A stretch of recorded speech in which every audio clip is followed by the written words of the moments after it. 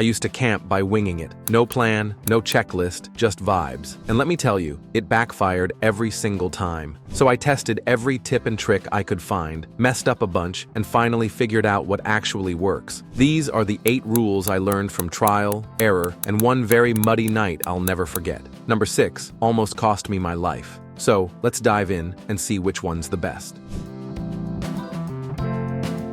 Let me tell you, arriving at your campsite after dark is like trying to assemble IKEA furniture with no instructions while blindfolded in a thunderstorm. I once rolled into a site at 9:03 p.m. thinking, no big deal, I'll just set up my tent real quick. Spoiler, nothing about it was quick. It was pitch black. My flashlight decided to flicker like a haunted house, and I ended up hammering my tent stakes into a tree root, twice. The truth is, setting up camp in the dark multiplies your chances of messing something up by a lot. You can't see low-hanging branches, poison ivy, uneven ground, or worse, someone else's tent. And according to a 2023 survey by KOA, nearly 68% of campers say arriving before sunset was their biggest planning tip. Why? Because the average time it takes to fully set up camp, from pitching the tent, unloading gear, and starting a fire, is about 90 minutes if you're not rushing. Add darkness, and that easily doubles. And let's be honest, your brain isn't firing on all cylinders after a long drive or hike. So do yourself a favor and aim to smash that like button if you haven't done so already.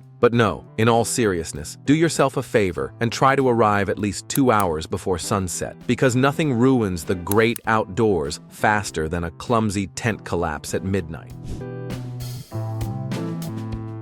Imagine, it's the first day of your camping trip, the clouds are rolling in, and you pull out your shiny new tent that just looked so good on Amazon. You unzip the bag, dump out a spaghetti mess of poles and fabric, and realize you have no clue what goes where. That was me, standing in the wind, flipping through an instruction manual the size of a napkin, while my friends just laughed and kept warm in their already set-up tents. Here's the hard truth. Over 40% of first-time campers say they ran into gear issues on their first trip, and guess what? Most of it could have been avoided by just testing things out at home. Your tent, your stove, even your sleeping bag zipper. Don't assume anything works straight out of the box. I've seen someone bring a brand new camp stove that needed a fuel adapter they didn't even know existed. Total trip ruiner. So do a dry run in your backyard or even your living room. Pretend you're camping for real. Find out what's missing, what's broken, and what makes you want to scream. Trust me, it's better to lose your patience at home than on a windy hill in the middle of nowhere.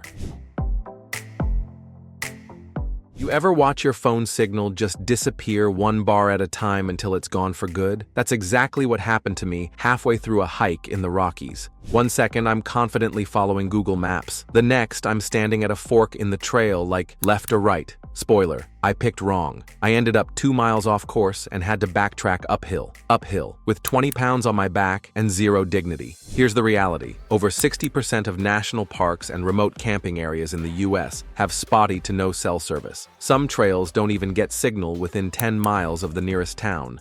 And apps like Google Maps or AllTrails, they're great until they stop working. That's why smart campers always download offline maps before they go, and the extra smart ones, they bring paper maps and a compass too. Yeah, it's old school, but trees don't come with Wi-Fi.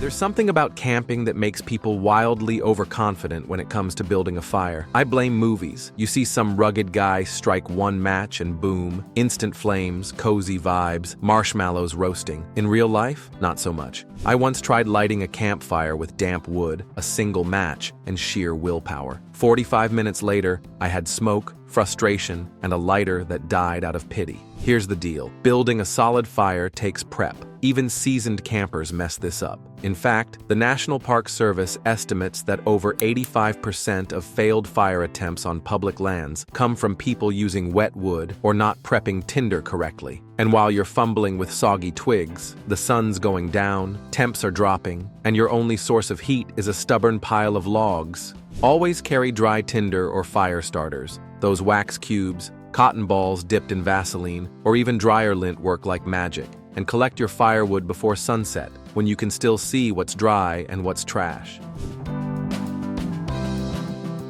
I once picked a perfect campsite right in a nice little hollow. Flat, cozy, surrounded by trees. Looked like something out of a camping brochure. Then it rained and rained. and by 3 a.m., my sleeping bag was basically a sponge. Turns out, that low spot I thought was a dream, it was a natural water collection zone. Rookie move. Bad campsite choices aren't just uncomfortable, they're dangerous. Around 70% of camping-related tent floods happen because people pitch in dips or on flat spots at the bottom of slopes. And it's not just water you need to worry about. Look up. Dead trees and hanging branches, also known as widowmakers, are responsible for dozens of injuries every year, sometimes even fatalities. They may look harmless, but a gust of wind and boom, nature drops a tree limb right on your setup. The smart move is to choose slightly elevated ground, not too steep, not too flat, and away from obvious runoff paths. And before you stake down a single corner of your tent, do a 360 check. Look for slants, soft ground, loose rocks, and those spooky overhead limbs, because nothing ruins a trip faster than waking up soaked, or worse, smashed.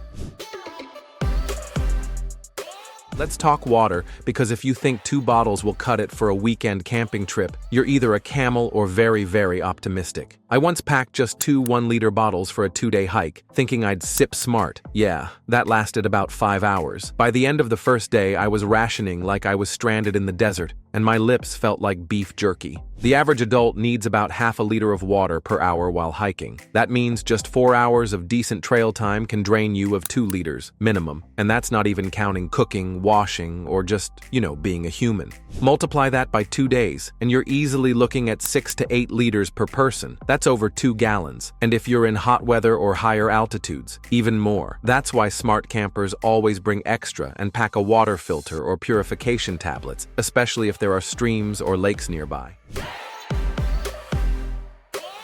You think you're going out to enjoy nature, but really, you're heading straight into an all-you-can-eat buffet, where you are the main course. I made the brilliant mistake of forgetting bug spray on a summer trip to Minnesota, aka Mosquito HQ. Within 10 minutes, I looked like a human pincushion. By the end of the night, I had 37 bites. I counted, for science, and because I couldn't sleep from the itching. Mosquitoes aren't just annoying, they're relentless. One female mosquito can bite you multiple times in a single night, and they're especially active around dusk and dawn. There are over 3,500 species of mosquitoes worldwide, and while not all bite humans, the ones that do, they will find you. And if you're near water, like lakes, rivers, or even puddles, prepare to get swarmed. Some studies show that just 1 square foot of standing water can breed hundreds of mosquitoes. That's why bug spray isn't optional, it's survival. But before we continue, don't forget to subscribe to our channel if you like the video so far.